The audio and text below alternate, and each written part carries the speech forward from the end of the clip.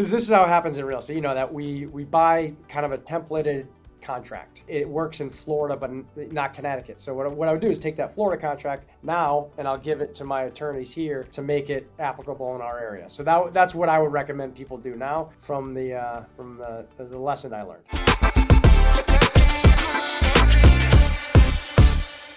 What about your worst deal? How did that come about?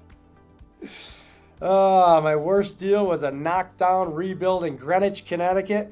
Now, the advice that I would give people, and we lost 150 grand. We could talk a little bit about that. It wasn't pretty. That one hurt pretty bad. It was a deal down the street of Regis Philbin back in, when he was alive, back in, it's in Greenwich, Connecticut, which is very, very high end.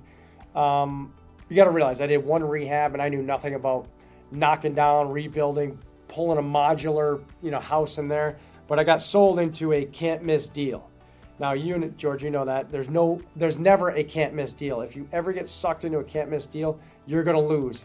Get away, back away, get out of it. So that one stung pretty good, but again, every negative I think has a positive to it because I learned a lot what not to do and don't get caught up in the shiny object syndrome.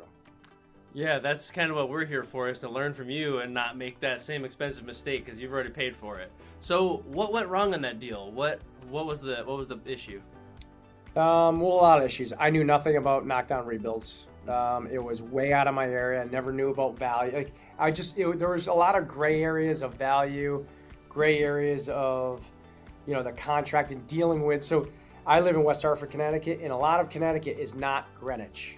Greenwich area is its own world. You have attorneys that are just different than attorneys here in Hartford County. They're just like everything is different. Yeah. And the real estate's different. It was just, again, something out of my wheelhouse, out of my league that I knew nothing about.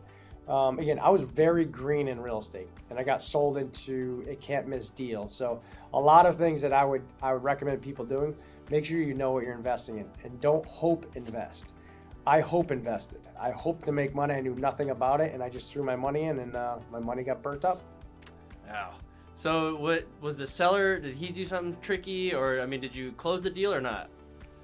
Nope. We got the property under contract, and then there's a loophole in this guy's contract. Come to find out, he did it a couple times. Our contract was not ironclad.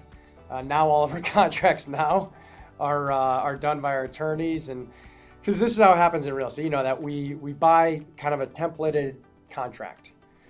Let's say it works in Florida, but not Connecticut. So what I would do is take that Florida contract now, and I'll give it to my attorneys here to make it applicable in our area. So that's what I would recommend people do now from the lesson I learned. Yeah, that's a good lesson. Can't try to save a little money and it ends up costing you.